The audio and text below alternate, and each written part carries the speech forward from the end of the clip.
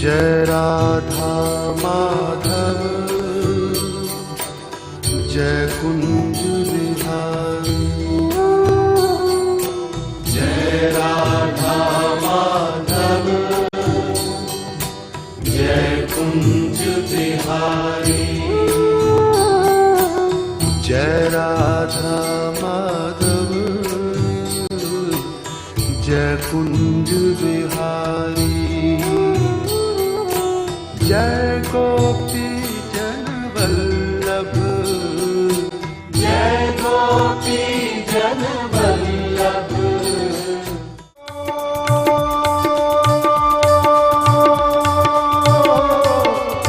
पधारो जी काटो हे बाबा अब काटो सकली कलेश जी मेरे घर में पधारो। काटो सकल कलेश जी मेरे घर में पधारो। एक दंत दयावंत चार भुजाधारी। एक दंत दयावंत चार भुजाधारी। निनि सा सा ध ध ध नि नि प प प ध ध म म प प ग ग म म रि रि ग ग सा सा सा रि रि नि नि सा सा सा सा सा नि नि नि नि ध ध ध ध प प ध नि सा सा सा सा नि नि नि नि ध ध ध ध प प ध नि सा नि ध प ध नि सा नि ध प ध नि सा सा सा नि नि नि नि ध ध ध प प ध नि सा सा सा नि नि नि ध ध ध प प ध नि सा सा नि सा सा नि ध नि ध ध प ध ध प म प ध नि सा सा नि ध नि ध ध प ध ध प म प ग प ध नि सा ग प ध नि सा ग प ध नि ग प ध नि सा ग प ध नि सा ग प ध नि ग प ध नि सा ग प ध नि सा ग प ध नि सा सा सा नि नि नि नि ध ध ध ध प प ध नि सा नि ध प ध नि सा नि ध प ध नि सा सा नि सा सा नि ध नि ध ध प ध ध प म प सा नि सा सा नि ध नि ध ध प ध ध प म प ग प ध नि सा ग प ध नि सा ग प ध नि ग प ध नि सा ग प ध नि सा ग प ध नि ग प ध नि सा ग प ध नि सा।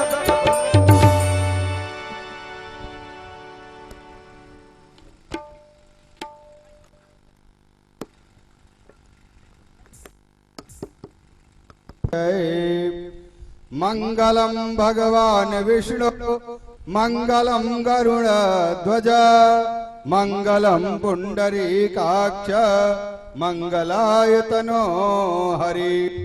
मंगलम भगवान शंभो मंगलम वृषभध्वज मंगलम ज्ञानतो नित्यं कथारंभेतु मंगलम। ओम अपवित्रो वा सर्वावस्थांगतो विवा जशमृत पुंडरीकाक्षं स्वाह्याभ्यंतरसुचि। ओम पुंडरीकाक्ष पुनातो ओम पुंडरीकाक्ष पुनातो। ओम केशवाय नमः ओम माधवाय नमः ओम नारायणाय नमः।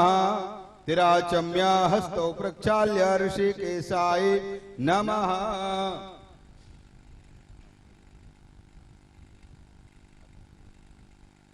ओम पवित्रेस्तो वैष्णव्यो शब्दुर्वाह वृषभ उत्पुनाम्या चित्रेण पवित्रेण शौर्यशर्ष्मभिः तस्यदे पवित्रपदे पवित्रभूतस्य यत्कामः पुने तक्षके अम्मा।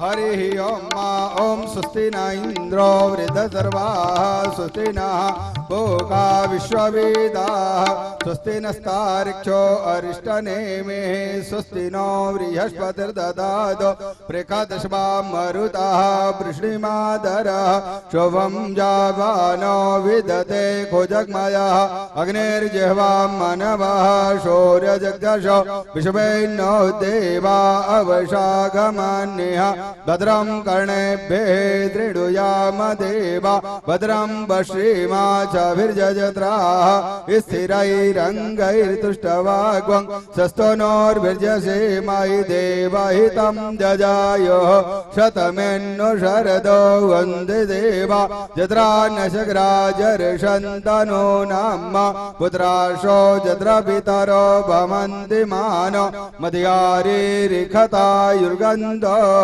अदितिर्द्यौरदितिरन्तरिक्षमदितिर्माता शपिता शपुत्रः विश्वेदेवा अदितेः पञ्चजन अदितिर्जातिमदितिर्जनितो अम्मा ॐ द्यौः शान्तिरान्तरिक्षगं शान्तिः पृथिवी शान्तिरापः शान्तिरौषधयः शान्तिः वनस्पतयः शान्तिः विश्वेदेवाः शान्तिः ब्रह्म शान्तिः सर्वगं शान्तिः शान्तिरेव शान्तिः सामा शान्तिरेधि यतो यतः समीहसे ततो न अभयं करुषन्नः कुरु प्रजाभ्यो भयन्नः पशुभ्यः सुशान्तिर्भवतु सर्वार्ष शान्तिर्भवतु श्रीमन्महागणाधिपतये नमः।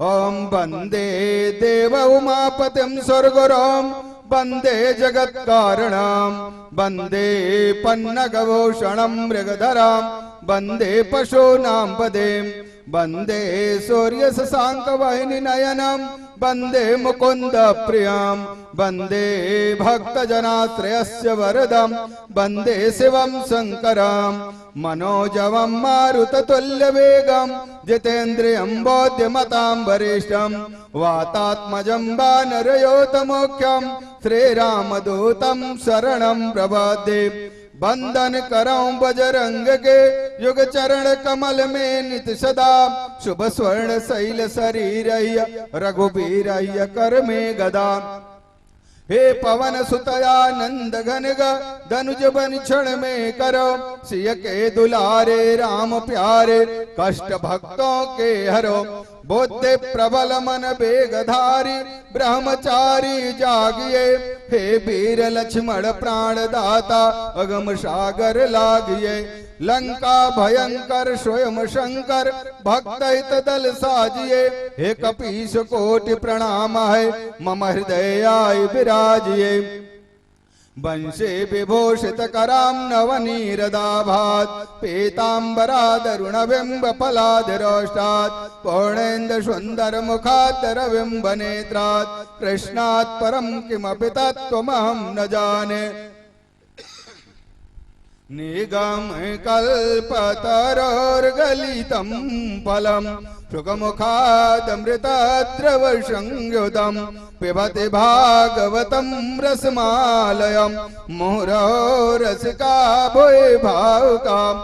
ओम भगवन् नाम भागवत प्राण देवताभ्यो नमः। क्लीं कृष्णाय नमः। सर्वोपचारार्थे गंधाक्षत पुष्पाणि समर्पयामि।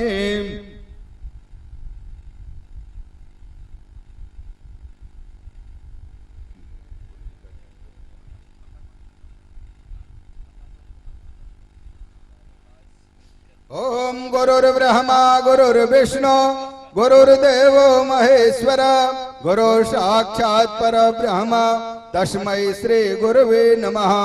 अखंड मंडलाकारं व्याप्तं येन चराचरं तत्पदं दर्शितं येन तस्मै श्री गुरुवे नमः। ध्येयं सदा परिभवाग्नमभीष्टिदोहम् तीर्थास्पदं शिवविरञ्जुतनं शरण्यं भृत्यार्तिहत् प्रणतपालववाब्धिभूतं वन्दे महापुरुषते चरणारविन्दं वन्दे महापुरुषते चरणारविन्दं।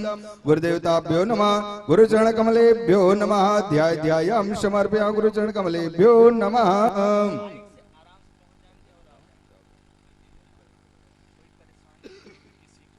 ओम ब्रह्मा विष्णुस्य रुद्रस्य लोकपाल चिकीर्षया रक्षन्तु सर्वगात्राणि ललाटे तिलके कृते माल्यादीन् सुगन्धेन माल्यत्यादीन् वै प्रभो मया हृतानि पूजार्थं पुष्पमालां परिगृह्यताम्।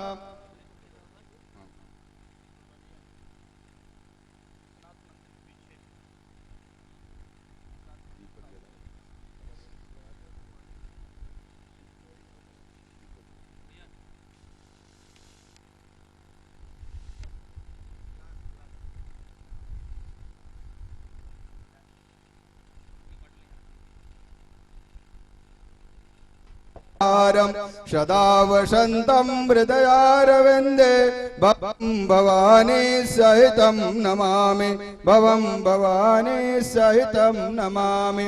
कर्पूरार्तिक्यं समर्पयामि शीतलीकरणं पुष्पै देवाभिवन्दनम्। ओम इदं फलं मया देव स्थापितं पुरतस्तवा तेन मे सफलावाप्तिर्भवेत्। जन्मनि जन्मनि फलं समर्पयामि प्रत्यात्मनं शुद्धात्मनं जलं समर्पयामि।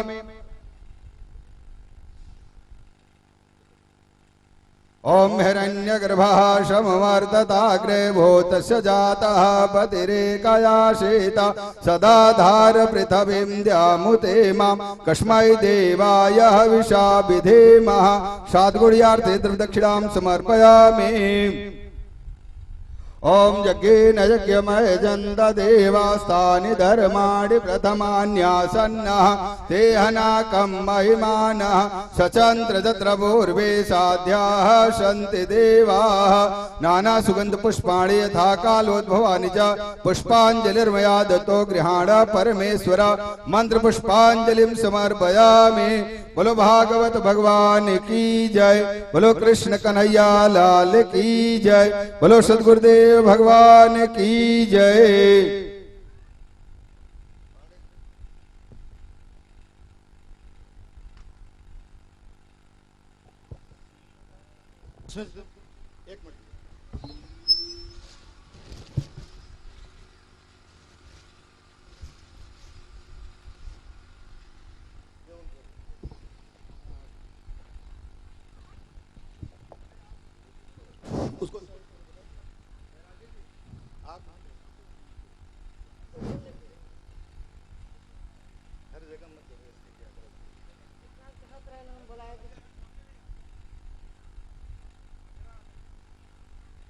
श्री कैलाश दुबे जी उवारी के आए हैं। मैं उनसे निवेदन करता हूं कि जल्द से जल्द पधारें, गुरु जी का आशीर्वाद स्वीकार करें।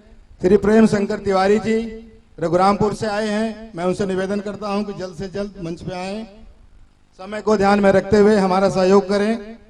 श्री सुरेंद्र पाठक जी उदापुर, हमारे बड़े भाई श्री नरेंद्र दुबे जी जहां कहीं भी हो मंच पे पहुंचने की कृपा करें। श्री केसरीनाथ तिवारी जी पिलखुना, आप जहां कहीं भी हो मंच पे पहुंचने की कृपा करें। हमारे मामा जी के परम सहयोगी श्री टेढ़ई राम यादव जी नागमलपुर के, आपसे निवेदन है कि आप मंच पे आएं, गुरु जी का पुष्पहार करके उनका आशीर्वाद स्वीकार करें। श्री टेढ़ई राम यादव जी। श्री विनय कुमार चौरसिया जी सुरियावा से आए हैं। आपसे निवेदन है कि आप मंच पे आएं और गुरु जी से आशीर्वाद स्वीकार करें।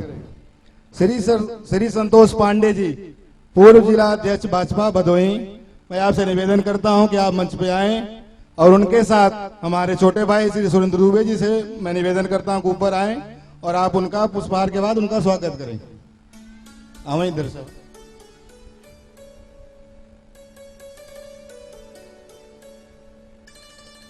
श्री सुनील तिवारी जी प्रधान ओझापुर के, आपसे निवेदन है कि आप मंच पे आएं और गुरु जी से आशीर्वाद लें।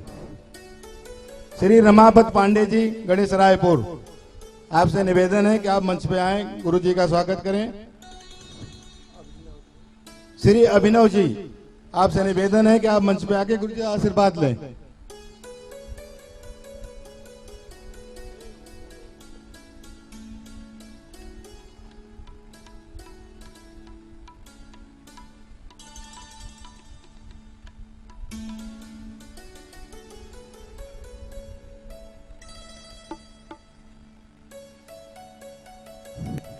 आप सबके सहयोग के लिए श्री गोरेलाल पांडे जी युवा मोर्चा जिलाध्यक्ष, आपसे निवेदन है कि मंच पे आए, गुरु जी से आशीर्वाद स्वागत स्वीकार करें। और श्री सुरेंद्र दुबे जी से मैं निवेदन करूंगा कि उनका सम्मान करें।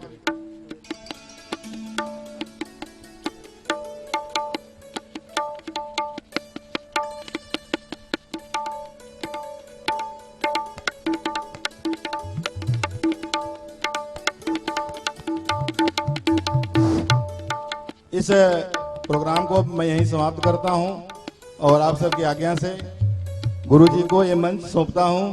जय श्री कृष्ण, राधे राधे, हर हर महादेव।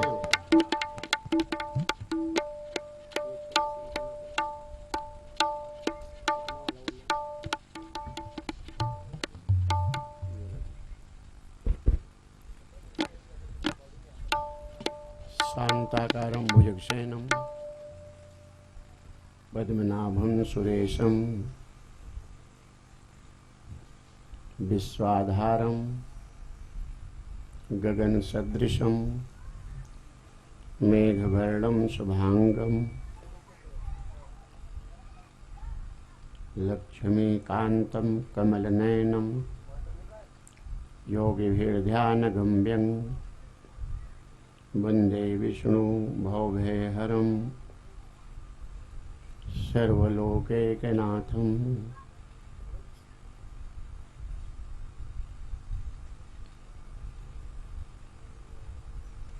नीलाम्बुजश्यामलकोमलाङ्गं सीतासमारोहपितुवामभागं पाणौ महासायकचारुचापं नमामि रामं रघुवंशनाथं।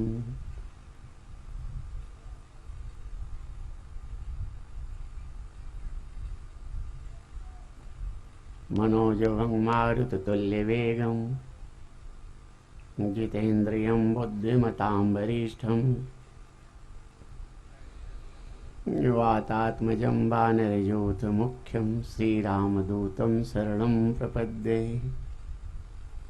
अतुलितबलधामं हेमशैलाभदेहं दनुजवनकृशानं ज्ञानिनामग्रगण्यं सकलगुणनिधानं वानराणामधीशं रघुपतिप्रियभक्तं वातजातं नमामि। जाकुन्देन्दुतुषारहारधौला जा शुभ्रवस्त्रावृता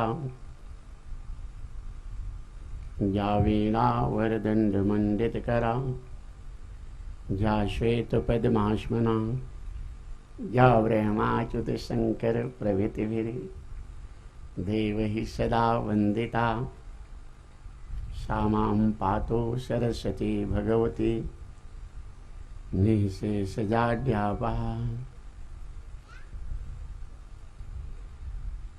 गुरुर्ब्रह्मा गुरुर्विष्णु गुरुर्देवो महेश्वरः गुरुः साक्षात् परब्रह्म तस्मै श्री गुरुवे नमः। अखण्डमण्डलाकारं व्याप्तं येन चराचरं तत्पदं दर्शितं येन तस्मै श्रीगुरुवे नमः। शङ्करं शङ्कराचार्यं केशवं बादरायणं सूत्रभाष्यकृतौ वन्दे भगवन्तौ पुनः पुनः। ईश्वरो गुरुरात्मेति मूर्तिभेदविभागिने व्योमोदव्याप्तदेहाय दक्षिणामूर्तये नमः। मन्दारमूलं वदनाभिरामं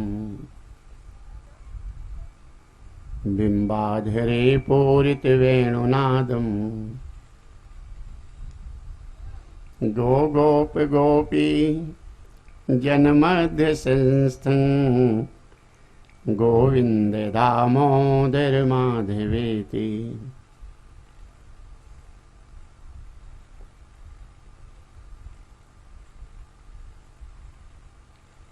कृष्णाय वासुदेवाय हरे परमात्मने प्रणतक्लेशनाशाय गोविन्दाय नमो नमः। नमो भगवते तुभ्यं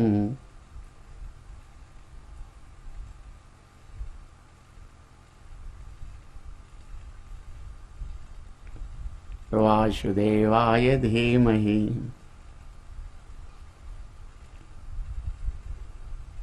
प्रद्युम्नाय अनिरुद्धाय नमः संकर्षणाय च।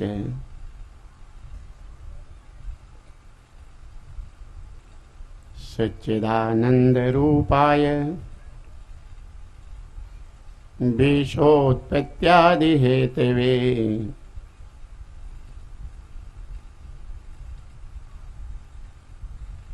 तापत्रय विनाशाय श्री कृष्णाय वयं नमः।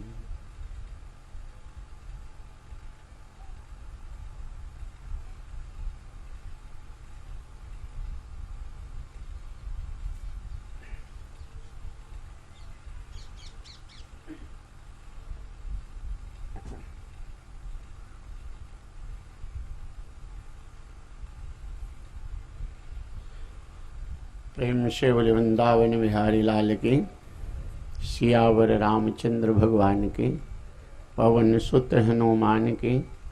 प्रेम से बोलो शंकर भगवान की, भागवत भगवान की। परम पूज्य श्री सुखदेव जी महाराज की, सब देवन की, सब संतन की, सब तीर्थन की, सब विप्रन की, सब भक्तन की।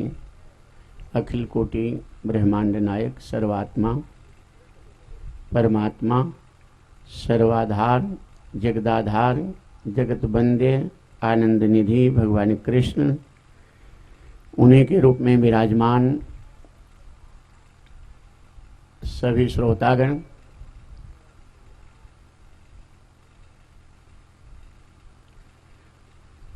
प्रेम से बोलो जय श्री कृष्ण।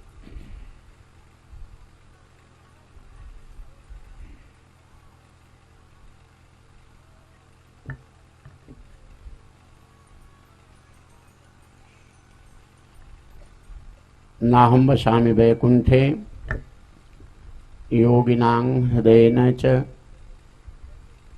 मद्भक्ता यत्र गायन्ति तत्र तिष्ठामि नारद।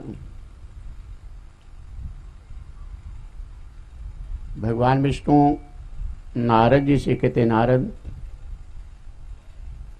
वैकुंठ में मेरा सदा निवास रहता है, हो सकता है कभी वहां भी न मिलूं। योगियों के हृदय में मैं सदा निवास करता हूं, हो सकता है कभी वहां भी न मिलूं। लेकिन मेरे भक्त जहाँ प्रेम पूर्वक मेरा गुणगान करते हैं, कीर्तन करते हैं, सत्संग करते हैं, प्रेम से जहाँ मुझे भजते हैं, प्रेम से जहाँ मुझे पुकारते हैं, वहाँ मैं अवश्य प्रकट हो जाता। अर्थात भगवान का स्पष्ट संकेत है कि मैं सर्वत्र हूँ, मैं सर्वात्मा हूँ, मैं विश्वात्मा हूँ। मुझे कहाँ ढूंढ रहा है? ढूंढा उसे जाता है जो कहीं कहीं हो। मेरे सिवा दूसरा कोई तत्व है ही नहीं, तो मुझे कहाँ ढूंढ रहा है?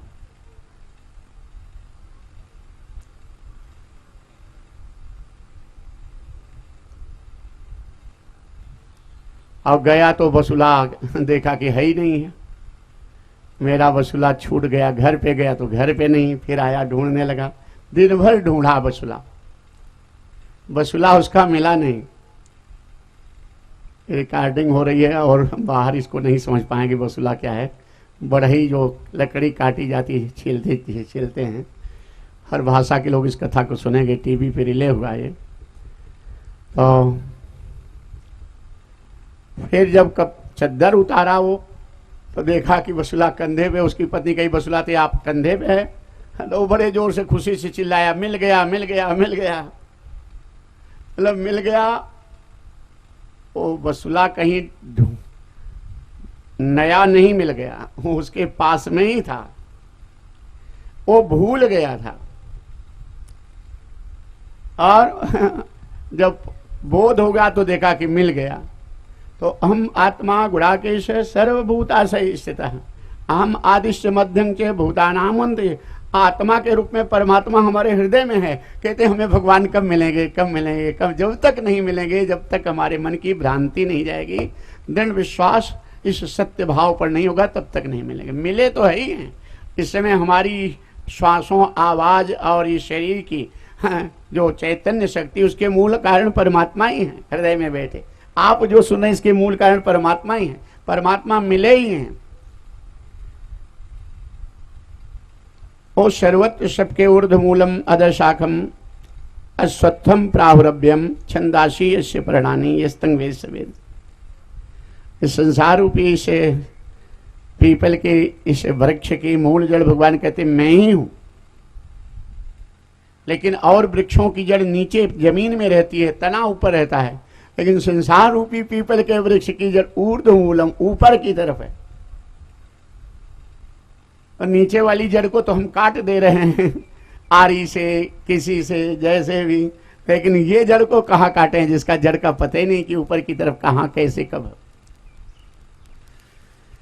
संसार की इस पीपल की जो जड़ है वो कहते परमात्मा कहते हैं अहम आत्मा अहम एवाशमेवाग्रे नान्यद यस्य सत्परम। भागवत का यही सूत्र है व्यास जी जिसके द्वारा इसकी रचना किए हैं। भगवान कहते हैं मैं ही सब कुछ हूं। पश्चात हम देते शिष्य हम एक मैं ही मैं सर्वत्र सर्वात्मा में। तो ये कैसे मिलेंगे परमात्मा? कहें कि प्रेम से पुकारो मैं प्रकट हो जाऊंगा। अब भगवान से प्रेम होगा तब न पुकारेंगे। और भगवान को पा जाने का लाभ क्या है? भगवान का अर्थ होता है आप नौकरी कर रहे हैं, खूब पैसा पगार मिले तो उसे साधन करके सुख लें। खेती कर रहे हैं, खूब पैदावार हो उससे आप सुख लें। व्यापार कर रहे हैं, पैदावार हो सुख लें। अथवा समाज में सेवा सम्मान की इच्छा से कर रहे हैं, वो सुख लें। सुख की इच्छा से हर कार्य हम कर रहे हैं।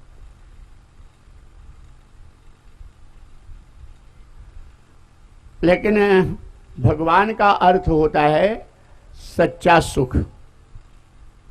भगवान राम का अर्थ होता है सच्चा सुख। भगवान कृष्ण का अर्थ होता है सच्चा सुख। भगवान शिव का अर्थ होता है सच्चा सुख। परमात्मा का अर्थ होता है सच्चा सुख।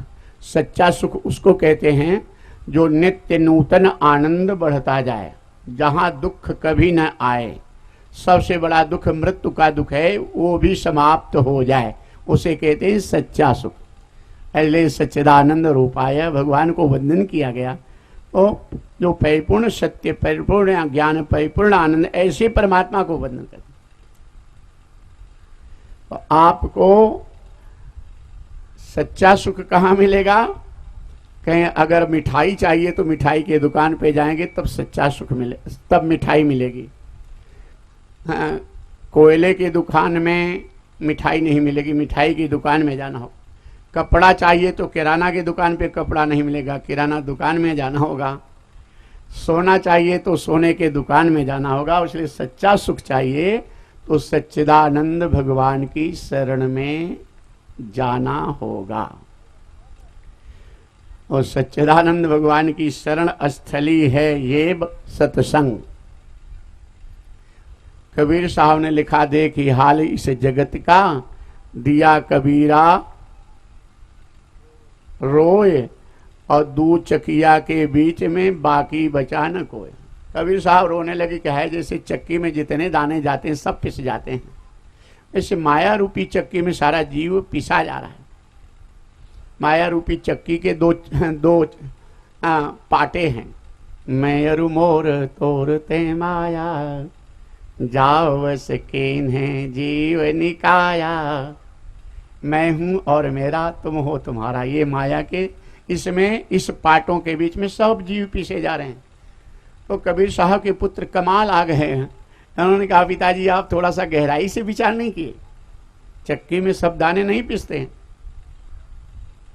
पाटों के बीच में जो दाने रहते हैं वो पिसते हैं। अगर कोई दाना फिसल करके कील के बगल चला गया, जिस कील के सहारे पाटा नाचता है, वो नहीं पिसता, बच जाता है। वैसे माया रूपी चक्की में तो सारा जीव पिस जाता है, लेकिन मायापति भगवान की शरण में जो पहुंच गया वो बच जाता है। ये सत्संग मायापति भगवान की शरण स्थली है। परहित परोपकार, दीन दुखियों की सेवा, माता पिता का सम्मान, आत्मचिंतन, परमात्म चिंतन और सत्कर्म, लोक कल्याण की भावना, ये भगवान की शरण स्थली है। ये कार्य हमारा आपका है। हमारा काम है भगवान का नाम लेने का, भगवान का काम है हम भक्तों को थाम लेने का। जीव मायाबद्ध है, जीव में ये सामर्थ्य नहीं है कि माया से बच जाए। दैवी भेषा गुणमयी मम माया दुरत्या। भगवान कृष्ण गीता में कहते अर्जुन, ये त्रिगुणमयी माया मेरी अति दुरत्य है, इसे पार पाना बड़ा कठिन है। अर्जुन उदास हो गए। भगवान कहते माँ में वे प्रपद्यन्ते, जो मेरी शरण में आ जाता है, माया में तांग तन, वो माया से मैं उसे बचा लेता हूं। नारद जी को जब गरुण जी को जब मोह हो गया तो गरुण जी नारद जी के पास गए, नारद जी ब्रह्मा जी के पास, ब्रह्मा जी भगवान शंकर के पास भेज दिए।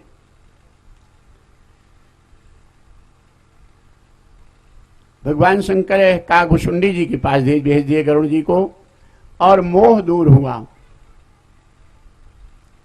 मोह जब दूर हुआ तो गरुड़ जी कागभूषुंडी जी से निवेदन किए कि महाराज हमें मोह क्यों हो गया।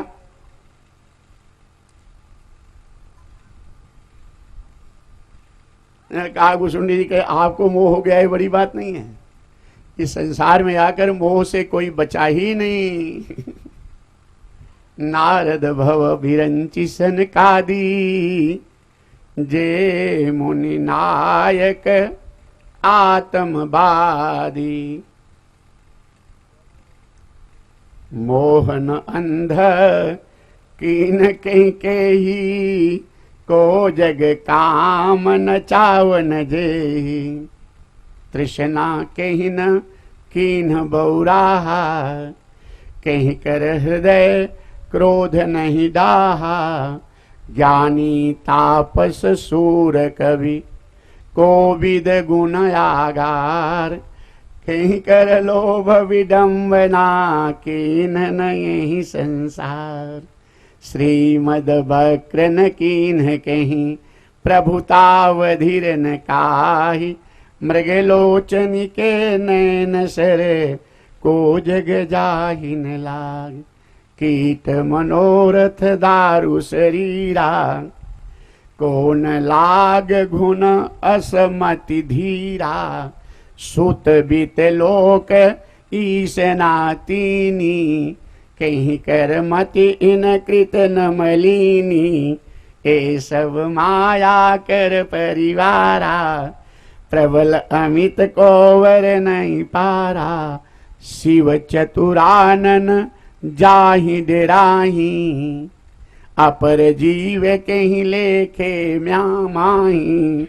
लेकिन ये जो माया इतनी प्रबल है, सोदासी रघुबीर के। समुझत मिथ्या सो, छूटिन राम कृपा बिनो। नाथ कहूं पनरो। मायाबद्ध जो जीव, माया से कोई बचा नहीं, वो भगवान की दासी है। जा प्रभु भ्रो विलास खगराजा, नाच नटी इव सहित समाज। तो माया से जीव बच पाए, हम बच पाए, ये कठिन है, असंभव है। लेकिन भगवान की कृपा से, भगवान की शरण में जाने से माया से हम अनायास ही बच जाते हैं।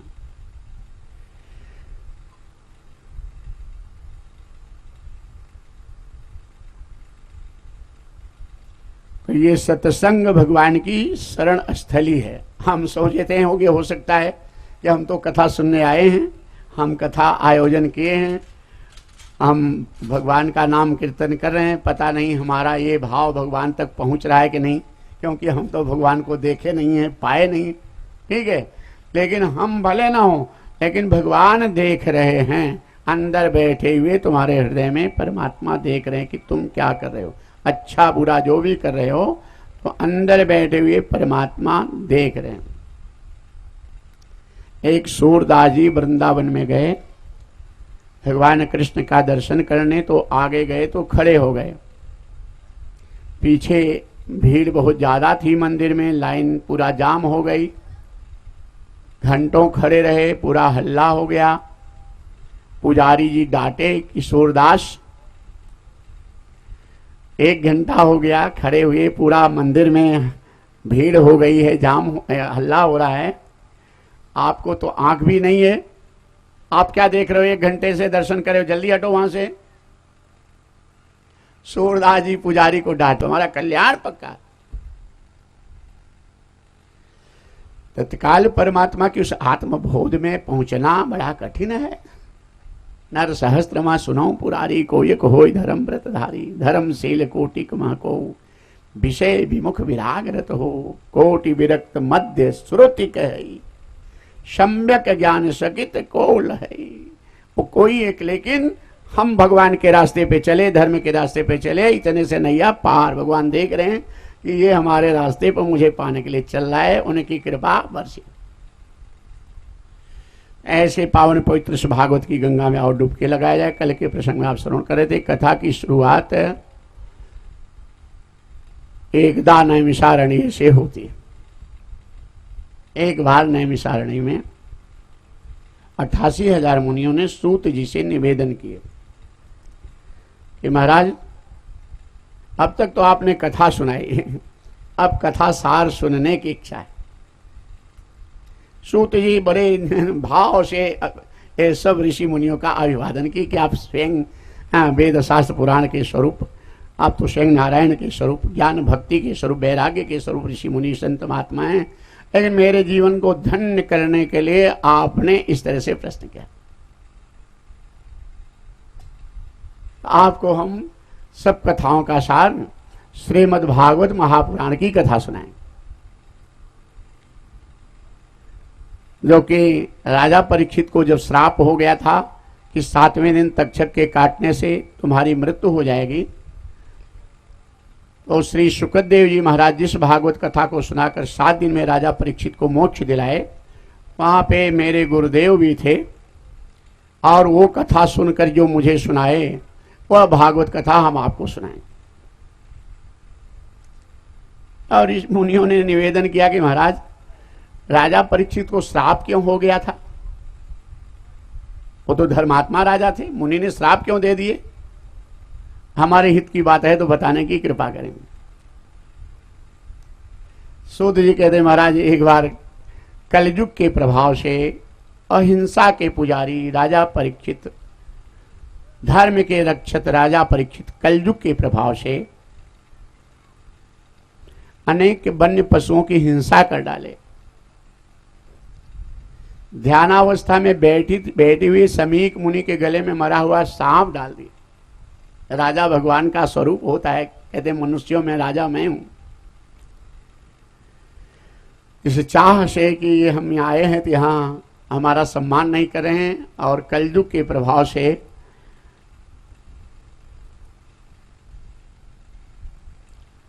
इनके मन में आया कि संत सम्मान न करने के लिए ढोंग करके बैठे हुए हैं, आंखें बंद करके, ये सम्मान नहीं करना चाहते और ये दिखावा कर रहे हैं और मरा हुआ सांप डाल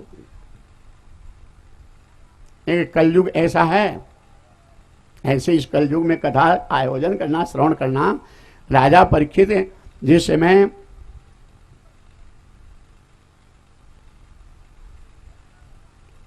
महाभारत युद्ध के 10वें दिन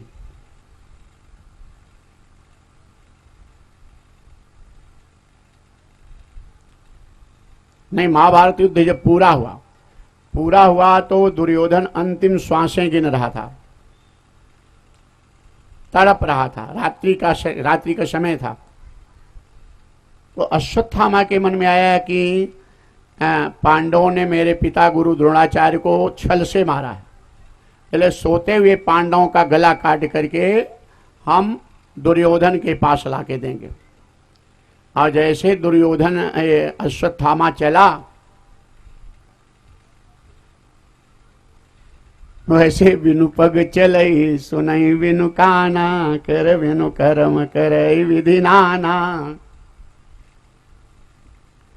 परमात्मा घटघटवासी परमात्मा भगवान कृष्ण, नारद जी पूछे भगवान राम से पंपा सरोवर में कि मैं जब विवाह करना चाह रहा था तो अब विवाह क्यों नहीं करने दिए।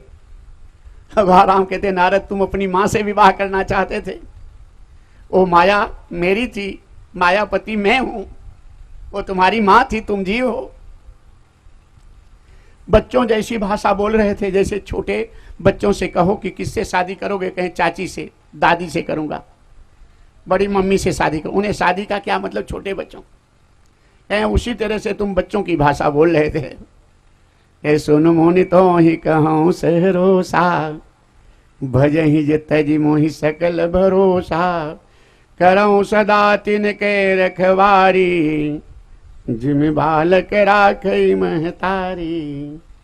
तो भगवान कृष्ण पांडवों के पास आ गए, रात्रि के समय पांचों भाइयों को जगा दिए और कहे कि गंगा जी के तट पे चलना है।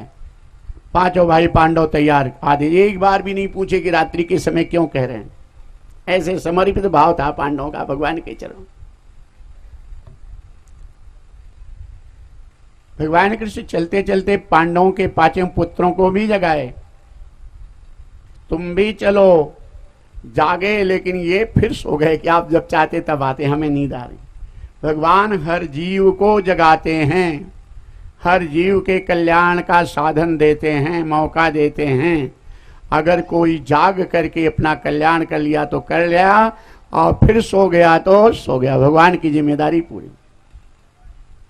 पांडव चले गए, लेकिन अश्वत्थामा आया और पांचों पुत्र चादर ओढ़ करके सो रहे थे। पांचों पांडव समझ करके अश्वत्थामा ने पांचों पुत्रों का गला काट दिया। गला तो काट दिया, लेकिन शीश को भी उठा ले गया।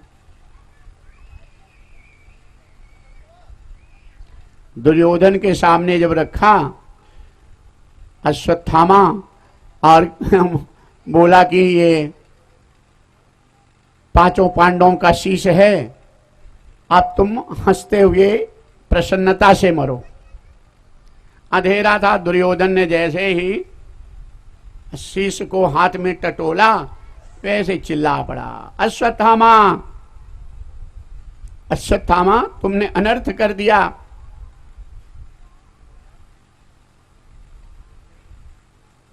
मेरे कुल में तो कोई बचा नहीं था, वीर अभिमन्यु मारा गया था, ये पांचों पुत्रों को भी मार डाला। ये पांचों भाइयों का शीश नहीं है, ये भीम नकुल सहदेव अर्जुन और धर्मराज युधिष्ठिर का शीश नहीं है, ये तो पांचों बच्चों का शीश है।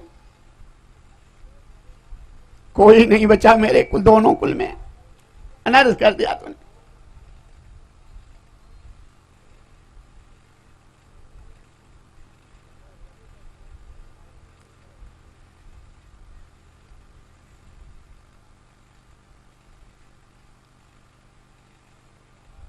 और इधर अर्जुन भगवान कृष्ण के साथ पांचों भाई आए तो पूरा खून से भरा हुआ आंगन, 5-5 लाश खड़ी बैठ पड़ी है और शीश गायब है।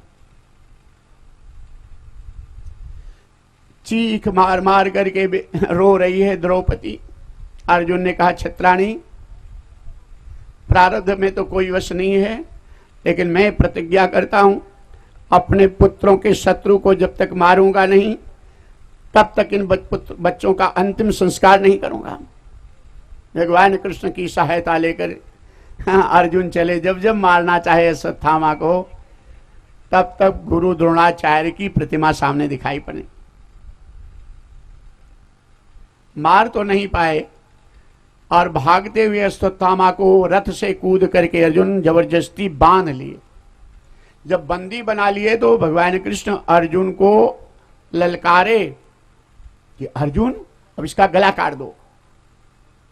5-5 पुत्रों का गला काटा है, अब देरी मत करो, तुरंत गला काट दो।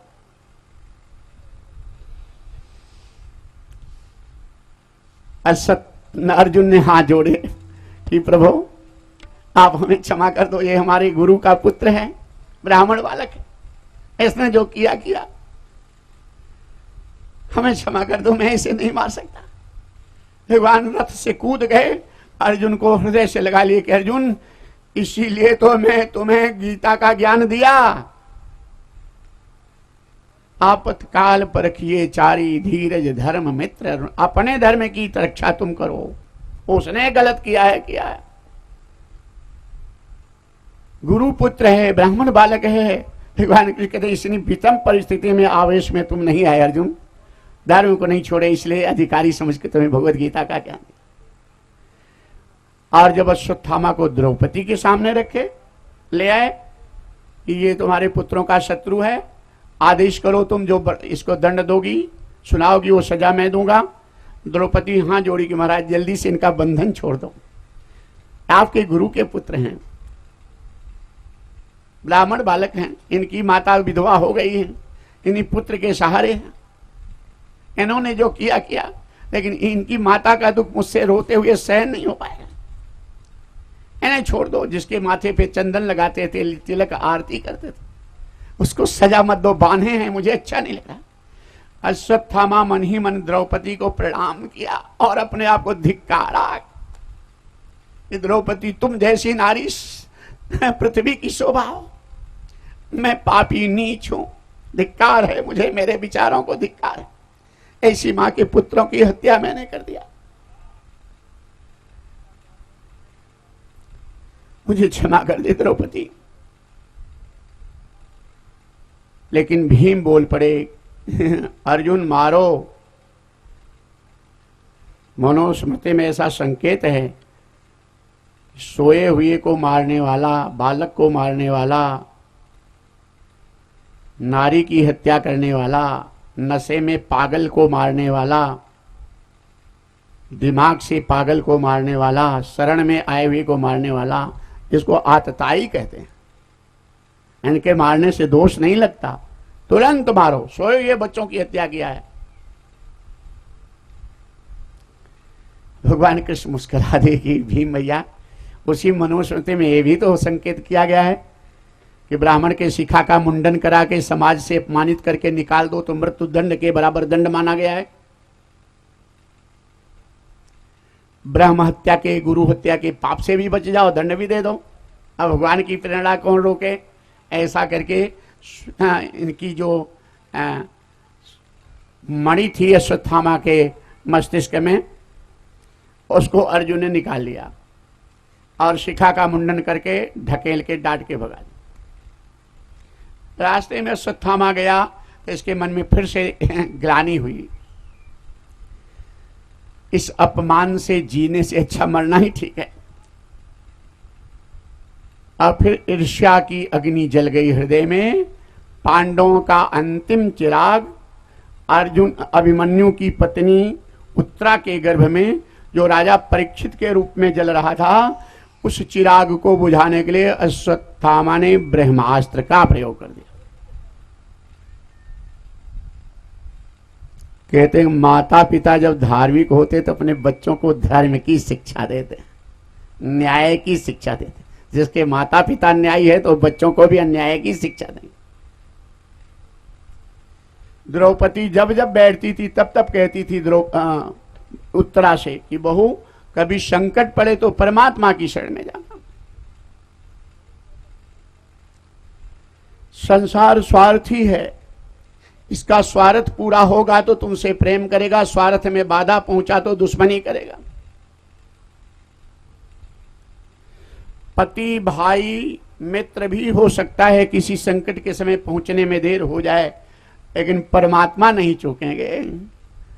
आज सास का उपदेश बहू के काम आया, जब भयंकर पीड़ा जलन हुई, वासुदेव वासुदेव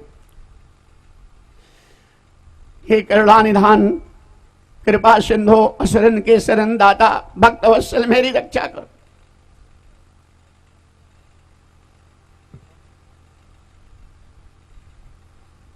भगवान रामावतार में कौशल्या मां के गर्भ में नहीं गए थे, भ्रांति कराए थे।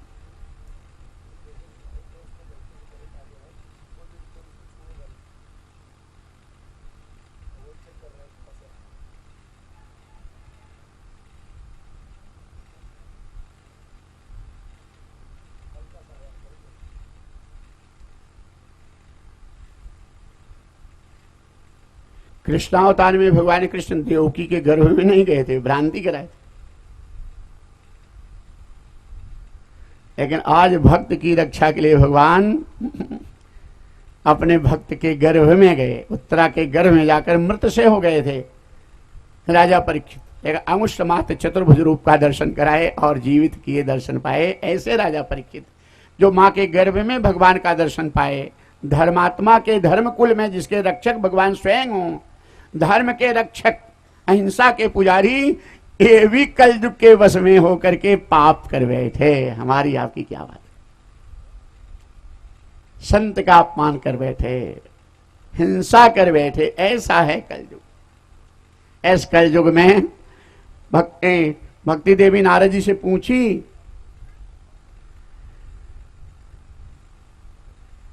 कि जब कलयुग में इतने दुर्गुण थे तो राजा परीक्षित कलयुग को छोड़े क्यों, मार क्यों नहीं डाले? तो नारद जी कहे कलयुग में दुर्गुण तो बहुत थे, लेकिन सतयुग त्रेता द्वापर में हजारों वर्ष पूजा पाठ यज्ञ करने से जो फल मिलता है, वही फल कलयुग में घंटा 2 घंटा हरि नाम कीर्तन सत्संग से मिलता है। ये एक गुण था, इसलिए राजा परीक्षित सारग्राही थे, कलयुग को छोड़ दिए। ये थोड़ा सा सत्संग कीर्तन भजन करते रहो, थोड़ा थोड़ा भगवान का नाम प्रयास करते रहो, इतने से ही कलयुग में वो फल मिलेगा जो योगियों के लिए दुर्लभ अन्य युगों में। एक गुण कलयुग में बहुत अच्छा है।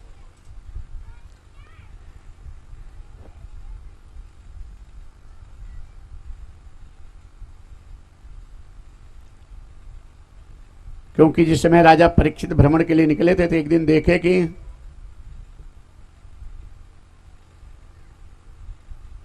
एक काला पुरुष खड़ा है, बगल में एक बैल खड़ा है, थोड़ी दूर पे सामने एक गाय खड़ी है, गाय कांप रही है, बैल के 3 पैर टूटे हैं, एक पैर से खड़ा है।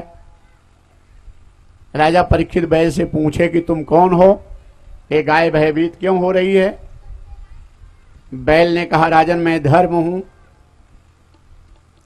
ये काला पुरुष कलयुग है, मेरे 3 पैर इसने तोड़ दिया है, ये गाय पृथ्वी है, अपनी रक्षा के लिए मेरी शरण में आई है, हे धर्मात्मा मेरी रक्षा करो, इस गाय की रक्षा, पृथ्वी की रक्षा करो। राजा परीक्षित कलयुग को ललकारे, धर्म के 4 पैर हैं, 4 अंग हैं, सत्य, तप, पवित्रता, दान। दान में दया भी आ गया।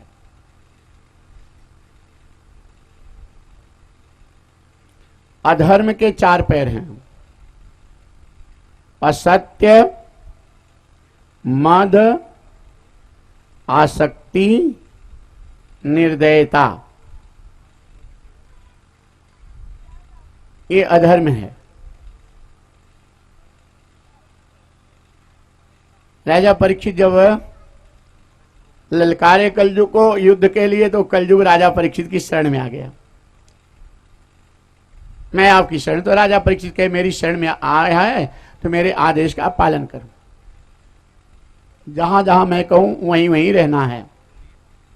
4 जगह बताए, कथा को जीवन से सीधा सीधा अपना समीक्षा करो, अगर सही सही लगती है तो इसको कथा ठीक से सुनकर जीवन में उतार कर अपना कल्याण कर लो।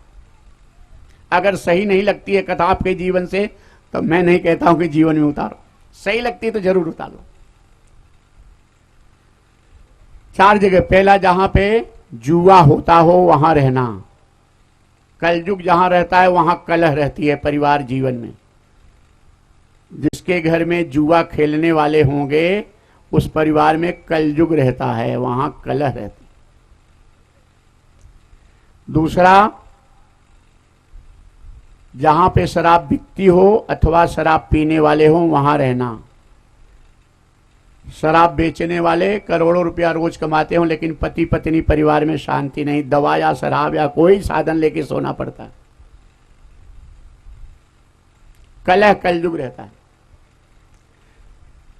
जहां नारी देह व्यापार होता हो अथवा नारी देह व्यापार में रहने वाले लोग हों वहां रहना। चरित्रहीन जहां जिस परिवार में लोग हैं वहां कलयुग रहता, वहां कलह रहती।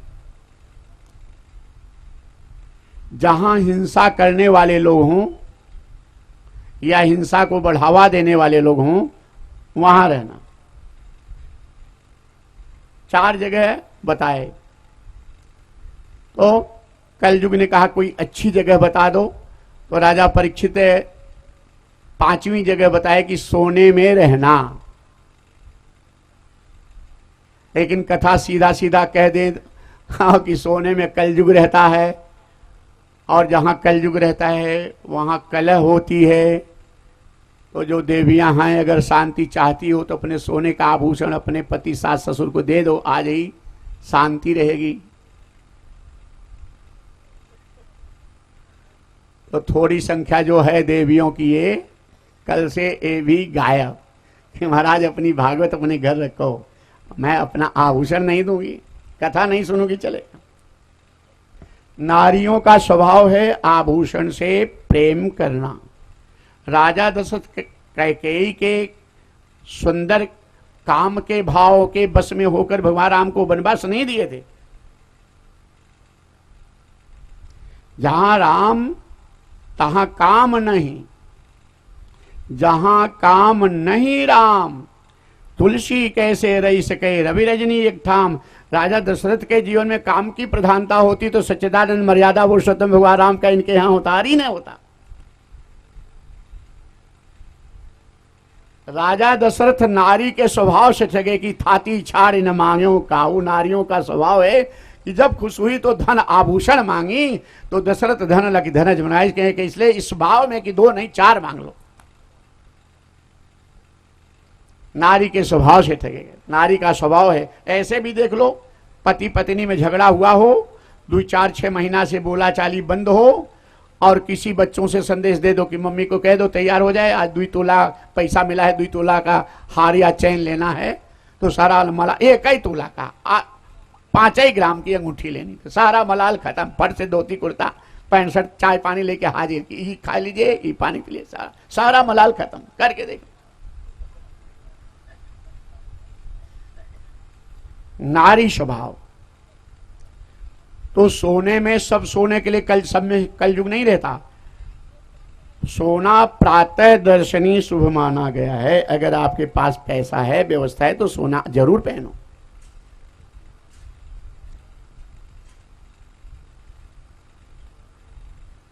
कन्यादान में, दान की स्थिति में सबसे प्रथम दान कहा गया है द्रव्य दान। द्रव्य दान से श्रेष्ठ गौदान, गौदान से श्रेष्ठ स्वर्ण दान, स्वर्ण दान से श्रेष्ठ भूमि दान, भूमि दान से श्रेष्ठ कन्यादान।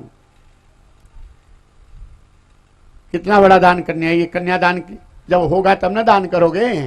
कितने लोग माताएं कहती क्या हुआ, कहें पाप आई है।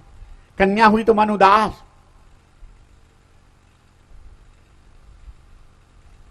एक अश्वमेध यज्ञ का फल होता है, उसे एक कन्या होती है उसके यहां। बड़े सौभाग्य जब उदय होते तब कन्याएं आती हैं। कन्यादान से श्रेष्ठ अन्नदान। अन्नदान में पात्रता हो वो तो ठीक है, लेकिन चाहे जिस जाति धर्म का हो, अगर भूख से तड़प रहा है तो उसे भोजन कराना सबसे बड़ा पुण्य।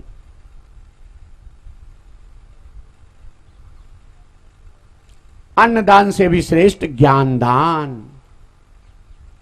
ये ज्ञानदान जो है सर्वश्रेष्ठ माना गया। इसलिए अब समय आ गया है कि ऋषि मुनि महात्मा विद्वान जो बड़े बड़े अनुभव लेकर के गुफाओं में आश्रमों में बैठे हैं, अब उनको समाज में आना चाहिए और गांव देश की समाज की जैसी व्यवस्था उसी में ढल कर इनको ये ज्ञान दान करना चाहिए। क्योंकि चाहे जितना पैसा कमाओ, चाहे जितना परिवार सामर्थ्य हो, बुद्धि जब तक अच्छी नहीं है तब तक उसका सदुपयोग नहीं हो सकता। अगर आपकी बुद्धि निर्मल शुद्ध अच्छी है तो थोड़े में भी आप प्रसन्नता से रह सकते हो। और बुद्धि की निर्मलता, शुद्धता और अच्छे गुण के लिए संसार में कोई ऐसा साधन नहीं, एकमात्र सत्संग है।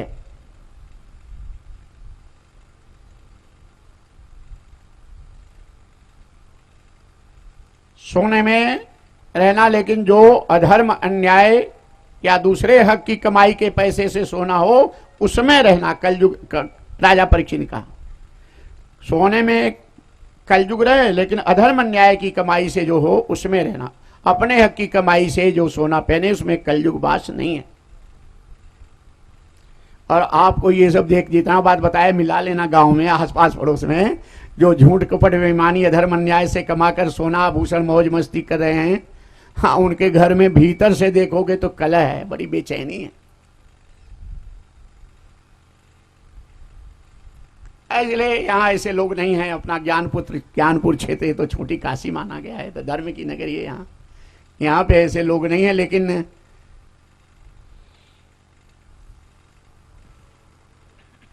प्रयास करना इस पर कि ये न होने पाए जीवन में।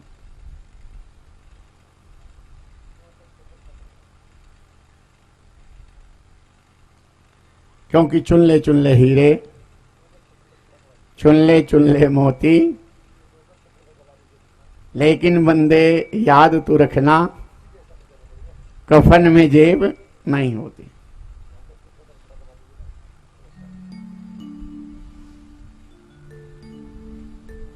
आओ एक लाइन देख लेते हैं, फिर आगे देखते हैं।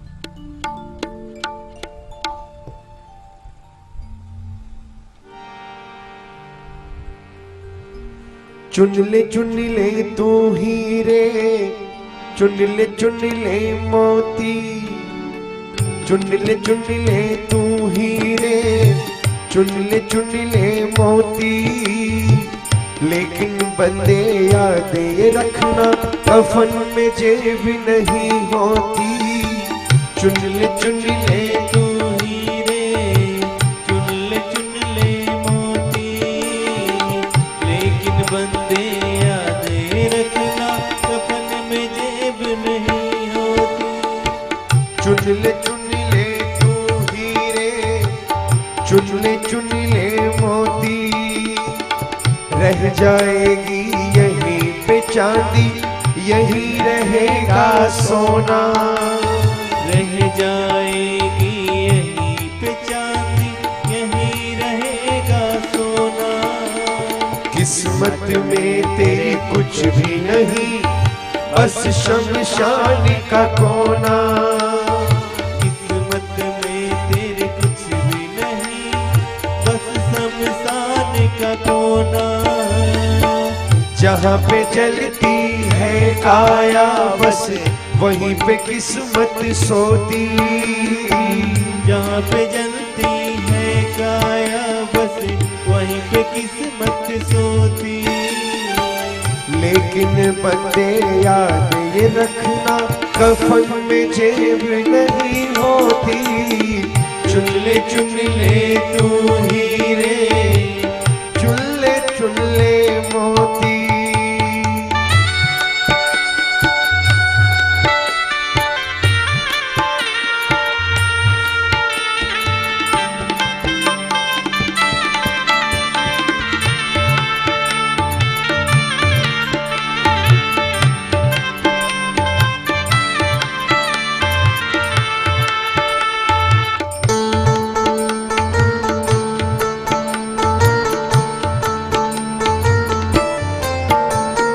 खुद पर जो विश्वास है तेरा, यही टूट जाएगा। खुद पर जो विश्वास है तेरा, यही टूट जाएगा। सुन छलिए तुझे काल का बनिया, यही लूट जाएगा। सुन चले तुझे काल का बनिया, यही लूट जाएगा। बीच बजरिया एक दिन तेरी खुल जाएगी धोती। बीच बजरिया एक दिन तेरी खुल जाएगी धोती। लेकिन बंदे याद ये रखना, कफन में जेब नहीं होती। चुन ले तू हीरे, चुन ले मोती।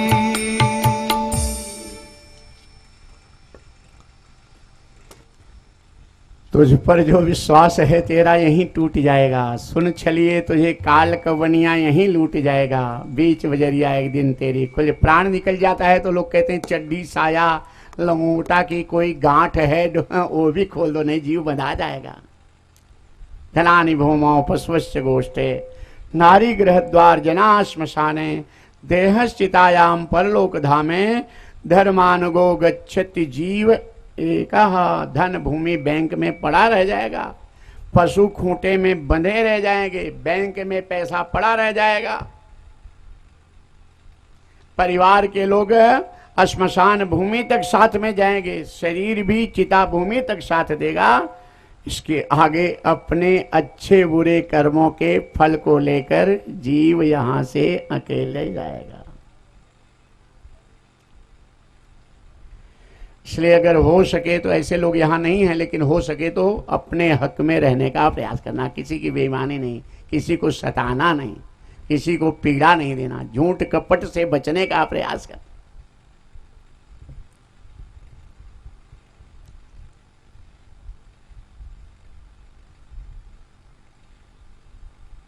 तो शमीक मुनि के पुत्र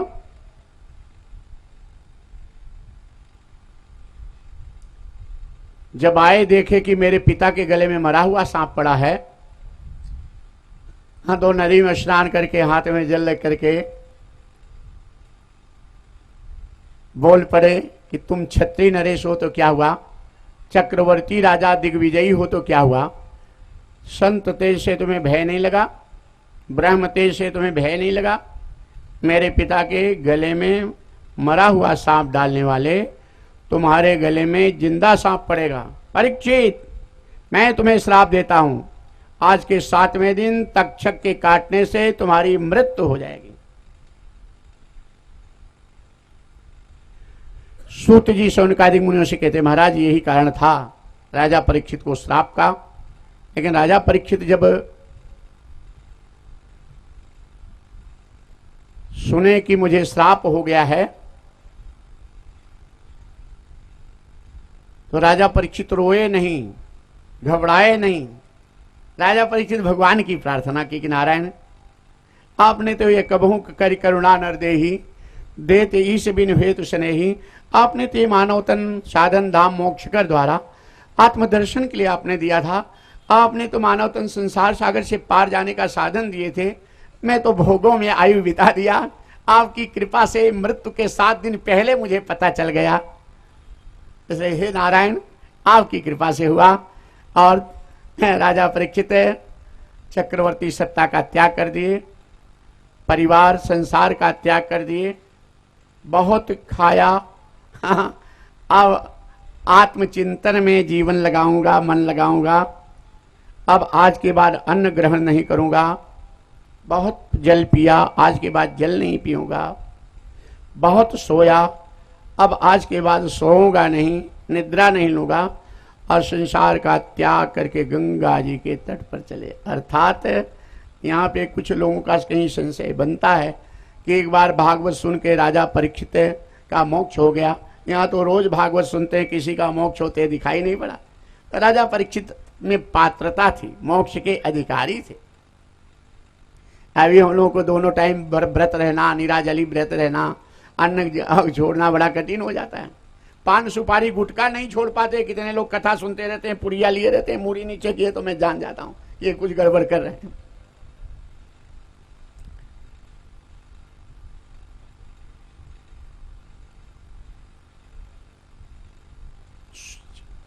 सब्जियों का स्वाद नहीं छोड़े तो काम क्रोध क्या छोड़ोगे कलयुग में, लोभ क्या छोड़ोगे कलयुग में। लेकिन सब ये जो भी है, सब से बचने के लिए भगवान की कथा सुनो, संत गुरु से तार जोड़ लो और नाम कीर्तन भजन करो। और इससे तुम्हें ये बार बार प्रेरणा मिलेगी कि गलती मत करो, गलती मत करो। और तुम्हारे जीवन में कितना सही हो कितना गलत, इसकी कथा में समीक्षा हो जाएगी। जब मन जान जाएगा तो गलत है तो कुछ न कुछ तो प्रभाव मन के ऊपर अवश्य पड़ेगा। जब तक जान नहीं रहा है तब तक गलती में जा रहा है, लेकिन जब मन जान जाएगा तो अवश्य प्रभाव इसके ऊपर पड़ेगा कि ये गलत है, नहीं करना चाहिए। और ये तब जानेगा जब सत्संग और संत सदगुरु की सानिध्य मिलेगी तब।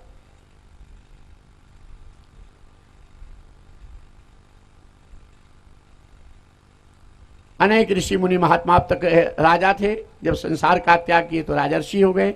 अनेक विद्वान ब्राह्मण संत का समागम हुआ, सबसे कहते थे कि मैं पापी हूं, मैंने पाप किया है, 7वें दिन तक्षक की काटने से मेरी मृत्यु हो जाएगी, 7 दिन में मेरे मोक्ष का साधन बताने की कृपा करें। किसी में ऐसा दृढ़ संकल्प नहीं आया कि सामने आकर के कहें। अपने लिए सब बेचैन हो गए कि हमारी मृत्यु होगी तो हम क्या करेंगे। हम तो कथा कहते व्यासपीठ पे बैठते हैं तो कथा करते करते पहले वंदना करते हैं तो भगवान से यही प्रार्थना करते हैं कि वैराग्य दो, संसार के हर रूप विकारों से बचाकर अपनी शरण में मेरे मन चित्त को खींच लो, बस यही कृपा। क्योंकि ये भी तो शरीर पूरा होगा, आयु तो पूरी हो रही है, हम सब जाएंगे यहाँ से, तो क्या होगा, ये बेटा बेटी परिवार मान सम्मान ये सब तो छोड़ना ही है। तो हम अपने लिए उस दिन जब घबराता है मन, तब क्या करोगे। ऐसे समय में यही प्रार्थना की, प्रभु अपने चरणों में मेरे मन को लगा लो बस।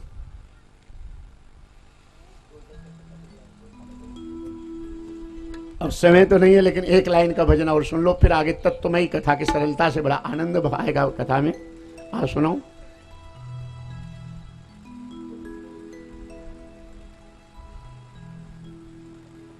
जल्दी करो।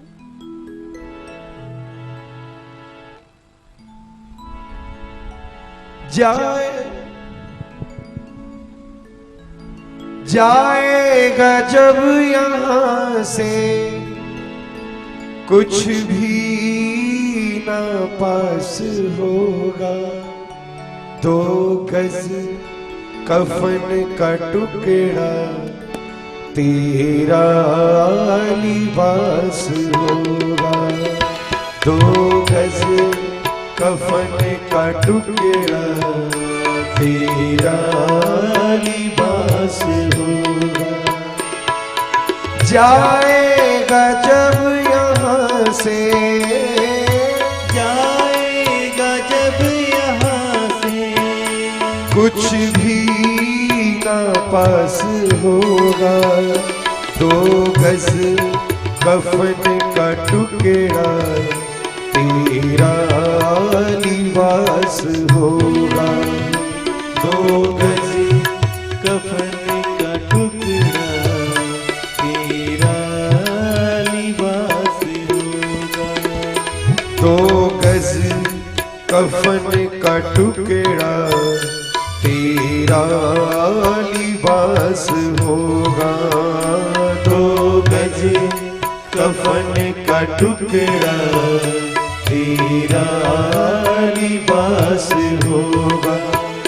कांधे पे धर ले जाए परिवार वाले तेरे, कांधे पे धर ले जाए परिवार वाले तेरे, यमदूत ले पकड़ कर डोलेंगे घेरे घेरे, यमदूत ले पकड़ कर डोलेंगे घेरे घेरे,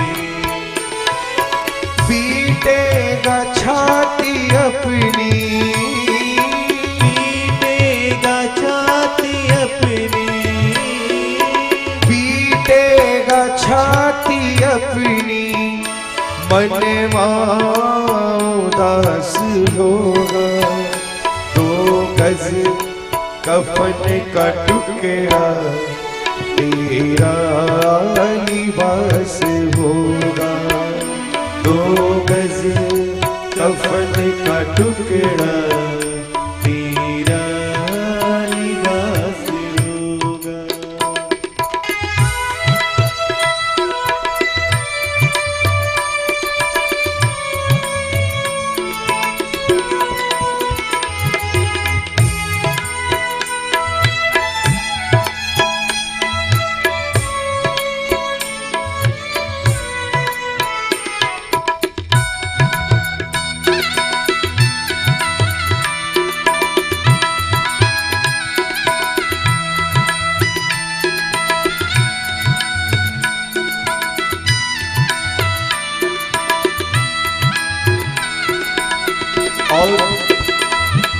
चुन के लकड़ियों में रख दे तेरे बदन को, चुन चुन के लकड़ियों में रख दे तेरे बदन को, आकर के झट उठा ले वो तेरे कफन को, आकर के झट उठा ले वो तेरे कफन को, दे देगा आग तुझ में, दे देगा आग तुझ में, दे देगा आग तुझ में, बेटा जो खास होगा, 2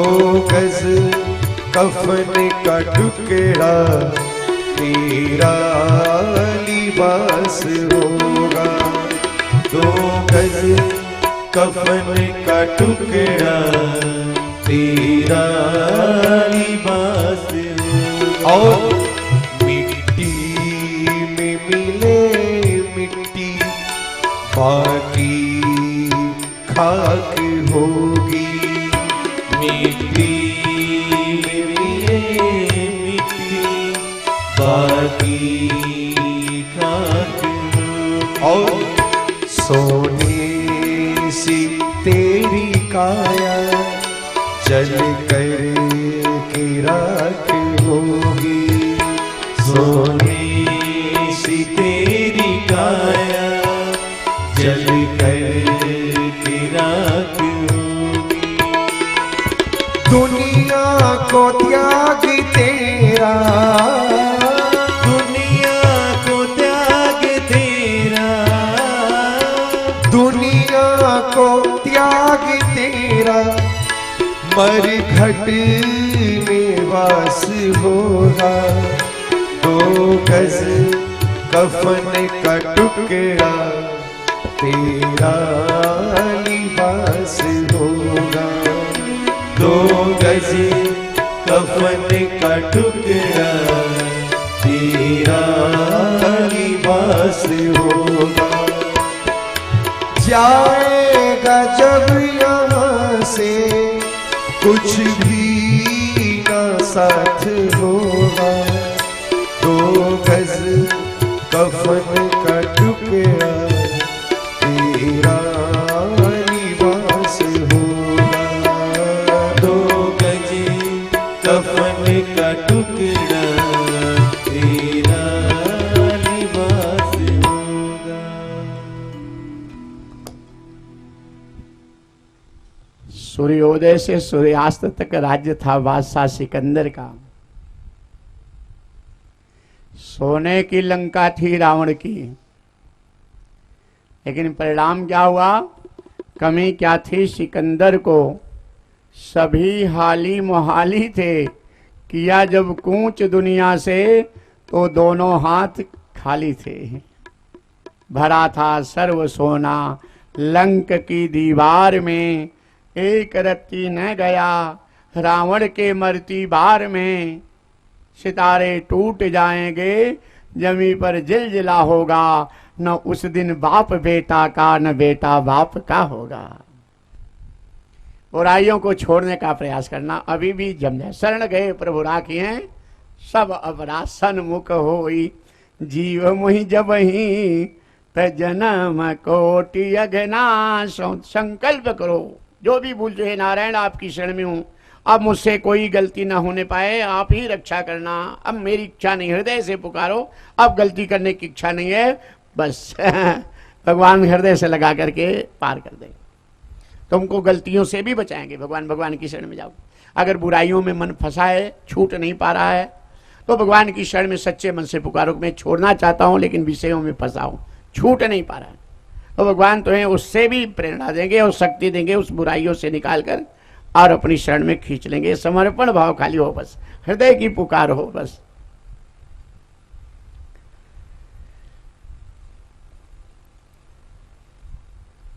नारद जी नारायण नारायण करते हुए श्री शुकदेव जी महाराज के पास गए।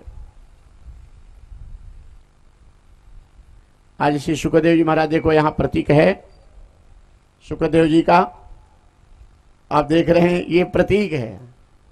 यहां सुक नाम इसलिए आया कि तोता जो है, सुक मतलब तोता, आप किसी फल को काट देता है तो मीठा हो जाता है, इसलिए सुक की उपाधि दी गई सुखदेव जी को। ये सुखदेव जी शिव के अवतार, राधे राधे रट रहे थे ये वृंदावन और गोवर्धन की तराटी में, वहां राधे राधे। तो एक बार राधे रानी इनके भाव से प्रकट हो गई